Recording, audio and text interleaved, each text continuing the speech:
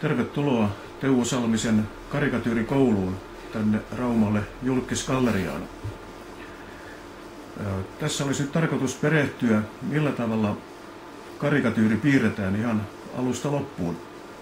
Mutta ennen kuin lähdetään seuraamaan tätä piirtämisvaihetta, niin puhutaan vähän siitä, mikä on karikatyyri ja mikä on pilakuva, koska nämä kaksi asiaa aika usein sotketaan keskenään.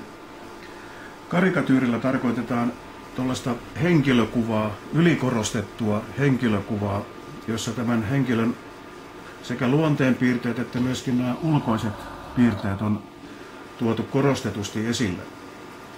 Ja nyrkkisääntö yleensä on se, että suurta suurennetaan ja pientä pienennetään.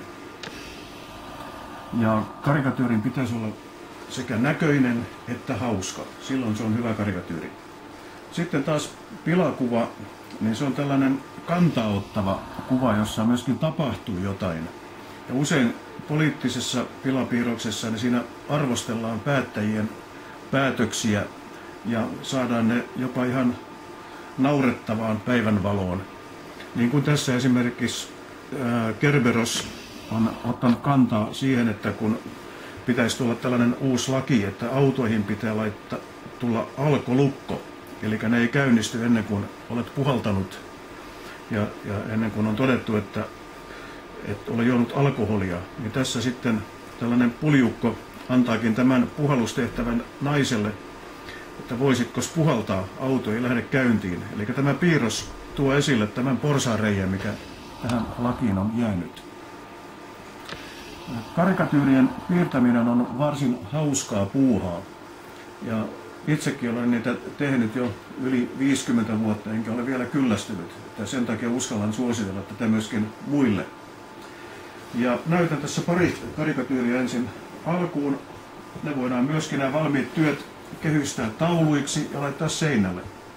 Tässä on Jarkko Niemisestä tehty karikatyyri. Hän on siinä lajinsa parissa, eli pelaamassa tennistä. Ja tämä on tehty ihan tussikynillä. Ja sitten toinen esimerkki on sitten väritetty karikatyyri, eli väreillä tehty, mutta tämäkin on tehty ensin tusseilla ja sitten sen päälle sitten vielä tullut tämä puuvärillä tehty väritysvaihe. Ja siinä nyt varmaan tunnistatte, että tässä on tämä kuuluisa kirjailijamme Sofi Oksanen, joka sai kenkää VSOyltä.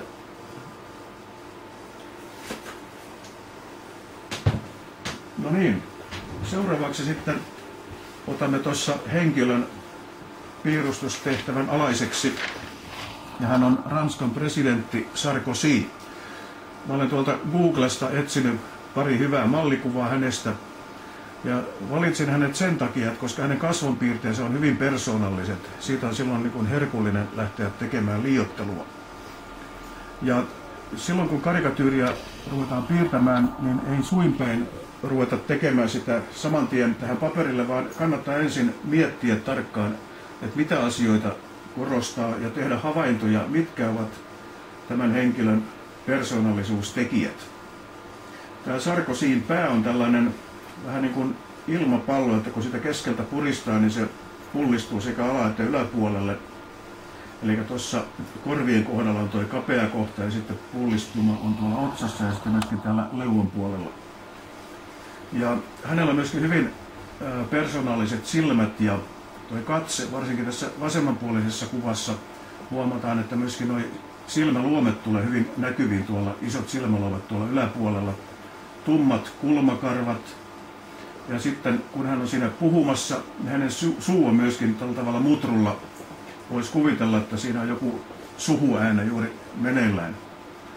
Ranskalaiset on siis, niin kuin mä sanoinkin, temperamentikkaita, he puhuvat myöskin ilmeillään ja sitten käsillään, eli tulee tämä face language ja body language. No niin, seuraavaksi sitten lähdetään tekemään tätä karikatyyriä ja ensin täytyy miettiä, miten suureksi se pää tähän tehdään. Mä haluaisin ainakin jättää tänne alas vähän tilaa, että mahtuu myöskin hartiat ja kädet. Eli lähdetään hahmottelemaan kuvaa tuolta ylhäältä, tehdään tuo tukan ääriviiva sinne ensin. Ja sitten myöskin tämä tukan raja. Ja hänellähän on musta tukka, mutta tässä vaiheessa se jää vielä valkoiseksi. No sitten tämä kapea kohta ja sitten taas levennetään tuonne alas, leuka. Ja myöskin korvat voidaan tehdä jo. Hänellä on aikamoiset hörökorvat. Niitä voidaan vielä liioitella ja tehdä vielä enemmän hörölleen ne korvat ja isommiksi. Ja kapea kaula tuohon. Eli tässä on nyt tämä alkuvaihe. Jos heti nämä viivat ei mene kohdalleen, niin pyyhekumia voi tietysti käyttää ja korjailla sitä. Ja seuraavaksi mennään sitten jo uuteen vaiheeseen. Eli piirretään nyt sitten Sarko Sille nämä silmät.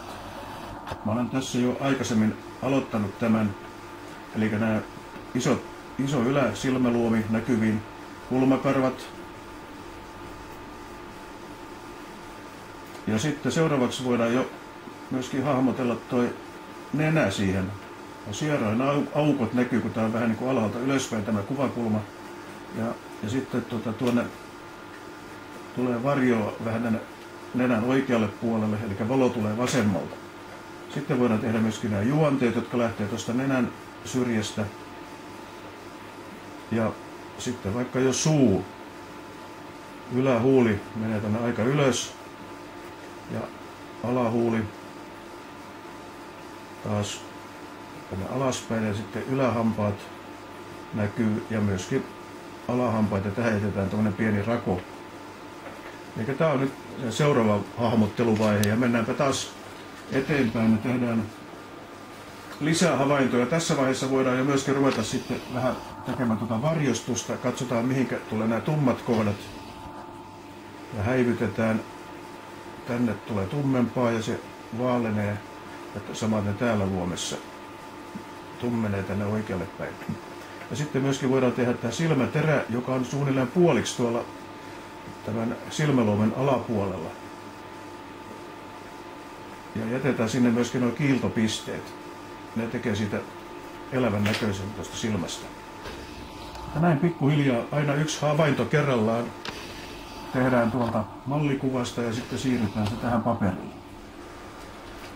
No, asian nopeuttamiseksi mä olen tässä seuraavan vaiheen jo tehnytkin valmiiksi. Eli täällä on nyt jo hahmoteltu tämä alaosa, eli siellä on nämä hartiat ja tämä takki siinä hänen asunaan.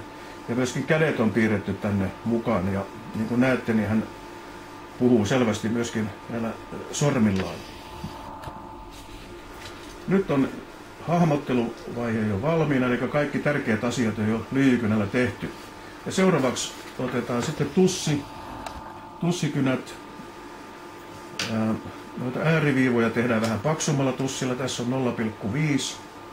Ja mulla on tapana tehdä tämmönen aika paksu ääriviiva ja myöskin tämmöistä elävää ääriviivaa niin, että se on jostakin kohtaa vähän ohuempi ja jostakin kohtaa taas sitten vähän kapeampi. Se tulee samalla paljon selkeämmäksi, kun tekee tussilla. Tuo lyijykynähän on harmaata se jälki ja tämä musta ääriviiva selkeyttää tätä kuvaa melkoisesti. No niin, sen jälkeen kun nämä ääriviivat on tehty mustalla tussilla, niin voidaan myöskin sitten värittää tätä tukkaa. Tuolla me ollaan jo vähän värittänyt toiselta puolelta ja jatketaan tältä toiselta puolelta. Eli vedetään nämä viivat samansuuntaisesti kuin mitä nuo hiuksetkin menee tuolla.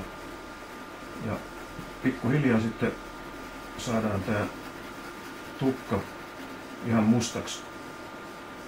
Mä jätän sen vielä kesken tuolta ylhäältä ja nyt mä vaihdan seuraavaksi tämmöisen hyvin ohuen tussiterän 0,05. Aivan hiuksen ohut viiva tulee tästä ja nyt voidaan sitten tehdä myöskin puhtaaksi näitä varjostuksia. Hyvin kevyesti ja aina kun mennään tummempaa kohti, niin tihennetään tätä viivaa.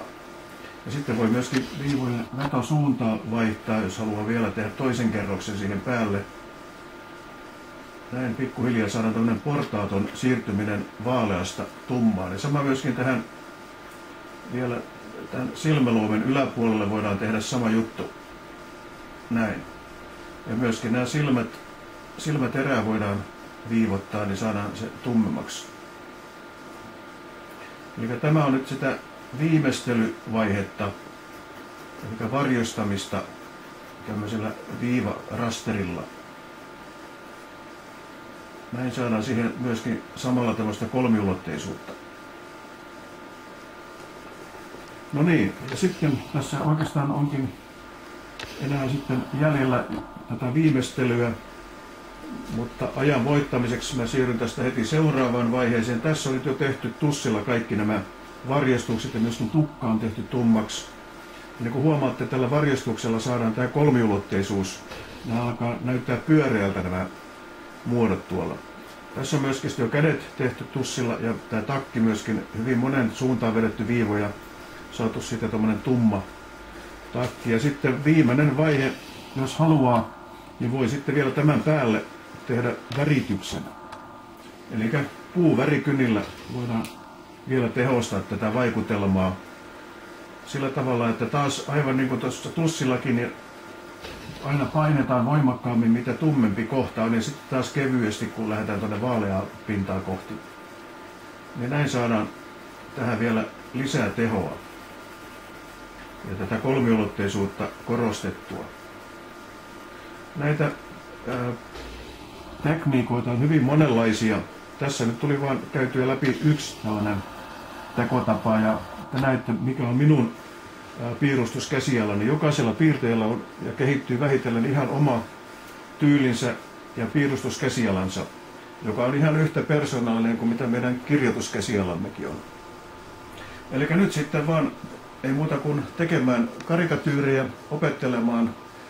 Esimerkiksi tämän videon avulla voitte katsoa sen uudestaan, niin silloin palautuvat ja toivon, että tästä on teille apua ja opitte vähitellen piirtämään mukavia karikatyyrejä, joita sitten kavereiden kanssa on mukava naureskella. Ei muuta kuin hyvää jatkua karikatyyrin piirtämisen parissa.